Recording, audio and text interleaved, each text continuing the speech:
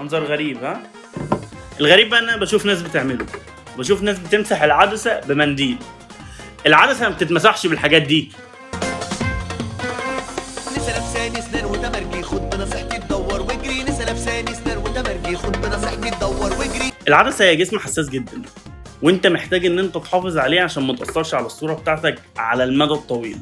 فانت لما تيجي تمسح العدسه بتاعتك، من الاساسيات خالص ان انت بيبقى معاك حاجه اسمها بفره. ايوه بفره، تشتري دفتر بفره عادي خالص، او بتشتري من محل الكاميرات بفره اللي بتمسح بيها العدسه بتاعتك، او في حاجه اعلى من البفره شويه بتبقى قلم. القلم ده انت بتستخدمه في انك بتجيب العدسه بتاعتك وبتمسح العدسه بالقلم ده، ولا بفره بقى ولا كل شويه تروح تشتري ولا غيره. بس القلم ده ليه عمر افتراضي، وبعد كده هتلاقيه ان هو ما بينضفش كويس قوي، فهتضطر ان انت تجيب غيره. والقلم ده برضه فيه ميزه ثانيه، ان انت بتقدر يبقى عندك دي تنضف شكل العدسه الخارجي، بدل ما هي مطربه وطالع عينها وسايبها مزيته وحاجه قرف.